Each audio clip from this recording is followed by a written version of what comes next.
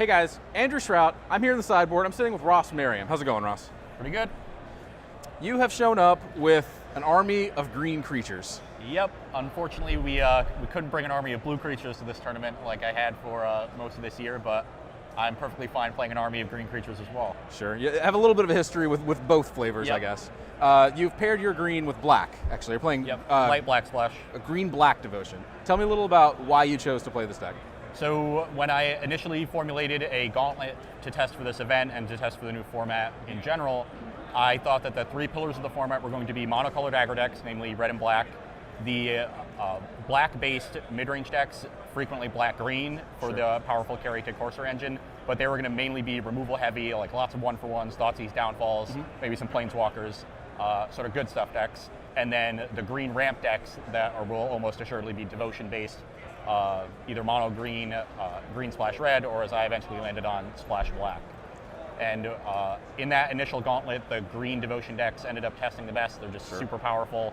And I went about trying to get an edge in certain matchups, and that's where the black splash came in. Okay, sure. So the black splash is kind of your flavor, but primarily you just wanted to play the good cards. Yeah, I just wanted to play it has the best mana. Okay. You don't have to worry about hitting your colors. You have a ton of basics. It doesn't deal you a lot of damage against the aggressive decks. You have plenty of early plays, and you get to your mid game faster than the mid range decks. So against the aggressive decks, you have that edge, which is nice. Okay, and then you have, of course, you mentioned the Sylvan Carry to Courser Prefix package. Yep. Which is, I think, the reason you have the best mana. Sure. It's not as central to this deck as to others. It's just sort of part of the mana package as opposed to the mana package as it is in the mid-range decks, but still very powerful, still a very important part to the deck. And the fact that Courser is an enchantment is super important as well. Important with your black splash, because you have all four Doomwake Giants. Yeah, Doomwake Giant I think is one of the best cards absolutely to be on this week, and it might end up being a pillar of the format. It's just really, really good. All right, it's a strong endorsement. So to go with, you have four Doomwake Giants, four Courser Prefix, which we've mentioned, four Eidolon of Blossoms. Yeah, pretty standard for a Constellation package. Helps, turns all your enchantments into cantrips. Sometimes the Courser can be a bit low impact, especially in the mirror. So just being able to dig to your deck and find your high end is really nice, and make land drops. Okay, yeah, and the one Nylea God of the Hunt we talked about is the 13th enchantment in the main, and then one Farika on the board, just 14 total. So not going completely crazy with the enchantments. Yeah, it's not really a Constellation deck per se. It's a Devotion deck with a Constellation sub-theme. Okay. All right, and then we talked about these cards that you have four of, because there are a lot of four ofs in this deck. Yep. But one card that I noticed that kind of stood out to me as a one of, you have one Nissa Worldwaker, and this is a card that I think a lot of people kind of assume that it's the reason to play green. Yeah, it's a super powerful card. And has been a fixture of the green devotion decks in the previous format. But what I found from having it in my main deck in the initial list of green devotion, which I had, which were red splash lists, was that it wasn't particularly good in the mirror. Although if you got to untap with it, the +1 and netting a lot of extra mana off of untapping forests was really good. But the 4/4s could get pretty easily trumped in the mirror. And it was too slow against aggressive decks. On turn 5, you would cast it, and then you wouldn't be able to make a full 4 blocker. At best, you'd untap a couple lands and maybe play another mana creature and block with that. So it wasn't too effective against the aggressive decks either. Where it was effective was against the black mid-range decks, because when they downfall, you still have a 4/4 left over, and if it stays in play for more than the one turn, it can really take over the game. So I ended up moving to the board when I went to the black splash version, because Doomwake takes up a lot of spots on the curve at 5. Right. Okay. And I ended up moving one back into the main deck, because that used to be a main deck Farika, and I figured even though I would be cutting an enchantment to get an Nissa in the main, it was a more powerful card, and I think overall it's better against the black mid-range decks, which is what that slot was trying to fight. Yeah, okay. So that's how I ended up with one Nissa in the main deck, and I have two more on the sideboard, because it's just the best card against those black decks. Just kind of moved them around, I suppose. Yeah. I mean, they're still there, but I don't think it's a central part to the deck at all.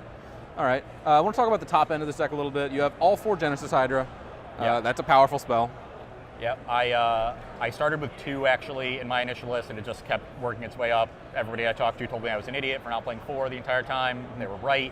Okay. It's the best card that you can top deck in the mid to late game, and you just have a ton of mana. It's just far and away the best one. Sure. And it can even find some of your other like really good ones, like Hornet Queen or Nylea or something. Yeah. So if you have a ton of mana, it ends up acting like a Court of Calling that also just has a 10/10 or some absurdly sized body attached. When you find Nylea and it tramples, that body is really good. You mentioned acting like a Court of Calling. You actually don't have any Court of Callings in this deck. Yeah, Court of Calling I've never liked in these Green Devotion decks. Even last season, you don't.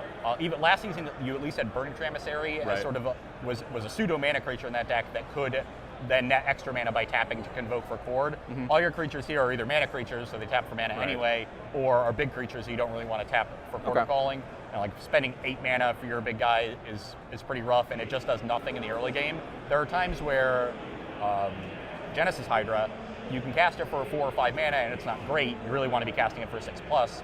But you can cast it for 4 or 5 against an aggro deck and either find a Courser or a mana creature and really develop your board a little bit that way. And I mean, when you know the top of your deck, if you have a Courser in play, sometimes you can mitigate that risk, and you're just like, oh, I see a carry to there, and you can accelerate your board that way. I actually, in round 1 today, against a red deck, I was in a kind of a tight spot in one game and just had to cast it for 1. Just to trade with something, and I hit Elvish Mystic off the top.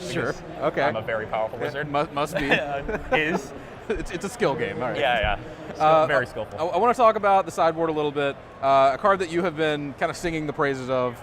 4 Nylea's Disciple. Yeah, every single list that I've built in this deck has had 4 Nylea's Disciple in the sideboard. It's just the best card against aggressive decks you can find. You're really good at clogging the board to block all the creatures out of the aggressive decks, but especially against red, it's super important to gain some life and get out of their burn range. And even the black aggro deck has Mogus's Marauder, has essentially a reach spell to deal you 6-8 damage, unless you have Doomwig Giant in play. And so getting out of range of those reach spells is just the most important thing you can do. You can even find extra copies with Genesis Hydra and gain an absurd amount of life that way. I gained 19 life last round against a red deck with 2 of them, and just attacked for 3 a couple times. This card's definitely been doing a ton of work. It's actually the only card in the sideboard that I think is 100% correct. All right, Nissa, I'm like 95% sure. Reclamation Sage, 95% sure. The rest are a little sketchier. Sure. Yeah, but Nylea's Disciple, of course, the decks that actually care about your life total, a 3/3 is a monster against those decks to begin with. All their cards are 2/1s. There's Mono Savannah Lions, 3/3, block. So 4 of that card, you'd probably play like 7 if you could. 6 probably. 6? Yeah. All right, you've thought about it. All right, so let's get into some of these sketchier ones then. Yeah. You mentioned that Reclamation Sage you were pretty solid on.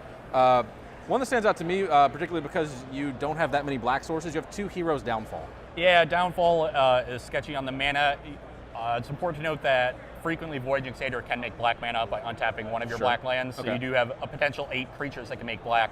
So if you draw one of your 8 black lands, you should be pretty well set to cast the Downfall. I didn't have a lot of slots left, and I needed a card that killed things in the mirror, which mainly means big creatures, Pelucranos, Genesis Hydra, things like that. And I was struggling against some of the Planeswalkers out of the black mid-range lists, especially Bug with Ashiok and Kiora. So I wanted a card that killed both Ashiok and Pelucranos, and this is just the only one. I thought about playing 1 Garruk Apex Predator over one of the Downfalls. Sure, that kills only them. 1 black, and you have time to find it, but I actually don't want another 7-drop in the mirror, because I think the mirror is pretty fast and you want to get on board quickly. So clogging your hand with 7-drops is really bad. But I think if you really wanted to beat the black mid-range decks, 1 Garruk would be better than one of the Downfalls. Yeah, it's just the one sort of stretch to my mana I made. It's 2 Downfalls in my sideboard. Yeah, the mana base I feel like is pretty conservative otherwise, but yeah, the reasoning is solid. Yeah. Normally I would ask here what you're hoping to play against when you're playing this deck. I feel like I know the answer already. Yeah. You're wanting to Doomwig Giant people? Yeah, anything where Doomwig Giant is good. I think the aggressive decks are good matchups, although game 1 can be a little scary. But once you bring in Disciples and Setessan Tactics or Rex Sage against the black decks, because they have a ton of enchantment creatures, then I think you're a heavy favorite. I like my matchup in the mirror, although I don't think there's too much of an edge to be gained in the mirror. It's just really about who comes out quickly, so you have to aggressively mulligan. But Doomwig Giant is actually a pretty big trump, especially in multiples. We ended up going to 4 just because they were so effective in multiples. Yeah, you can just set up turns where you cantrip with an Eidolon, trigger it twice, play another enchantment, and their entire board's gone. Just playing the second one triggers it twice. Yeah, exactly. Or something like that. And it kills Hornet Queen, which was early on under casting. Hornet Queen was the big trump for for the mid-range decks. The Reanimator decks were all trying to put that card into play. The ramp decks were all ending at Hornet Queen. So having a card that actually really neutralizes Hornet Queen and Elspeth is really good. So any of the ramp decks I think are a slight favorite. The mid-range decks is where it gets a little sketchier. Okay. That was my next question. Like, what are we afraid of with this deck? The mid-range decks I think are close, depending upon their build. I've been really happy playing against the junk versions because they have fewer planeswalkers, but the bug versions with Ashiok and Kiora, as I mentioned, can be a little bit tougher.